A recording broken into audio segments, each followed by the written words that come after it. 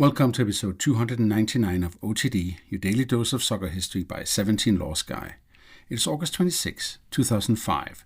Newcastle, New South Wales. Before kickoff, more than 13,000 people stand for a minute's silence. Johnny Warren, former Socceroos captain, broadcaster, evangelist for Australian football. He had died 9 months earlier. Tonight, perhaps, is part of the future he spent decades demanding. Newcastle Jets against Adelaide United. 19 minutes in, Ross Aloisi crosses.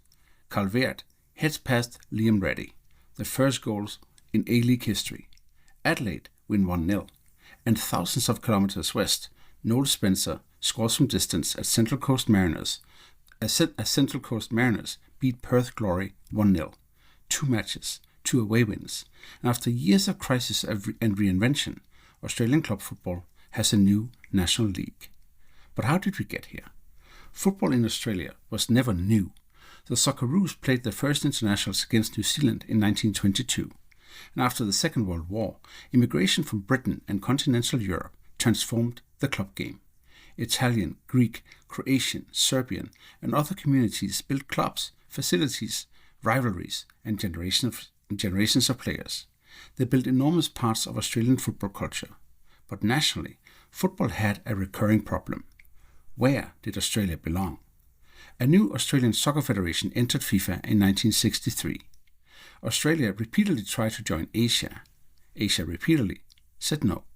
So in 1966, Australia and New Zealand helped establish the Oceania Confederation.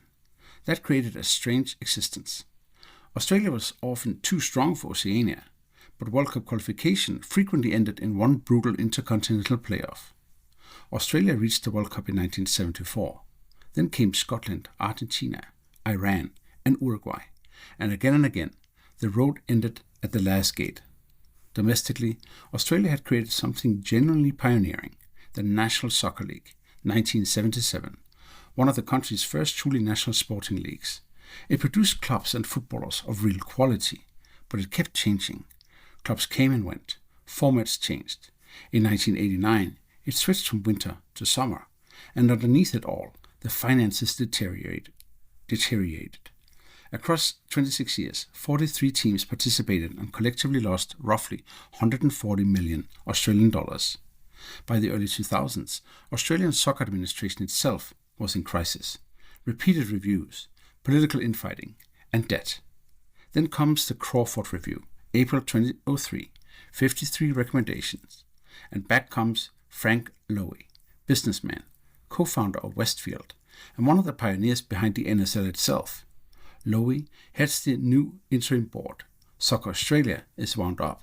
John O'Neill, fresh from Australian rugby and the 2003 Rugby World Cup, becomes chief executive. And then comes the league. In October 2003, Lowy creates an NSL task force headed by former Sydney City chairman Andrew Kemeny.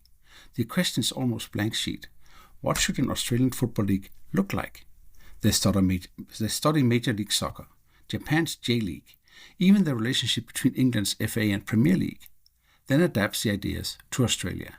8 clubs, big geographic identities: Sydney, Melbourne, Brisbane, Adelaide, Perth, Newcastle, New Zealand, Central Coast. No promotion and relegation, a $1.5 million salary cap, 1 marquee player outside it, 3 under-20 players per squad, 21 rounds, then finals, 4 weekend matches in separate kickoff slots. Fox Sports signs on. Hyundai pays 10 million Australian dollars for 4 years of naming rights, and Sydney FC signed the ultimate marquee player, Dwight York. MLS economics, J-League city building, Australian salary caps and finals, a deliberate break from the NSL model while standing on foundations those older clubs had already built. Then, on this day, August 26, 2005, Veart scores in Newcastle, Spencer scores in Perth, the A-League exists, and the first season works. More than 1 million people attend. Average crowd, 11,627. Adelaide United finished top of the table. Sydney FC win the grand final. Steve Corica scores. Central Coast lose 1-0. And the first season has a champion. But so what? Well, less than 3 months later, Australia beat Uruguay in penalties and qualified for the World Cup for the first time in 32 years. We should be careful with cause and effect. That golden generation was already playing overseas. The A-League did not create Kewell, Cahill, Viduka or Swartzer. It was part of the same football reset, new governance and national professional competition. And one more enormous change. On January 1st, 2006, after decades of trying, Australia leaves Oceania and joins the AFC. Now come regular qualifiers against Japan, Korea, Iran, Saudi Arabia, and the rest of Asia. Asian Cups, Asian club competition, a much harder, much richer football environment. And look at what happens to the Socceroos pathway. At the 2006 World Cup, only 2 of the 23 players are A-League based, Mark Milligan and Michael Beauchamp. In 2010, again 2. By the 2014 World Cup, now 7. The 2015 Asian Cup winning squad also has 7. In 2022, the Players' Union counts 8 domestic A-League players in the 26-man World Cup squad. But here's the more revealing number. Only 6 of those 26 in 2022 had never played in the A-League. 20 have passed through it. That may be the league's greatest contribution, not keeping every great Australian at home. Australia cannot financially compete with Europe for that, but instead develop them, give them professional minutes, sell them abroad, and sometimes bring them home. At this summer's 2026 World Cup, 5 of Australia's 26 were domestically based. The A-League is not the final destination for most elite Socceroos, but it is part of the pathway. And Australia has become far more stable internationally. It finished 2004 ranked 58th in the world. Even after finally qualifying for the World Cup, it ended 2005 only 48th. Later, Australia reached 14th, won the Asian Cup in 2015, has now qualified for 6 consecutive World Cups. This summer, they reached the round of 32. Today, they sit at 28th in the world, 3rd among AFC nations. At club level, there are spectacular peaks. Adelaide United reached the 2008 Asian Champions League final. Western Sydney Wanderers go further. 2014, barely 2 years after being founded, they win the AFC Champions League. And then, in 2024, Central Coast Mariners win the AFC Cup. But Australian clubs are not yet an Asian superpower. At the end of 2024-25, Australia ranked 5th in East Asia and 10th across the AFC in the club coefficient table. Asia raised the ceiling, but it also exposed the gap.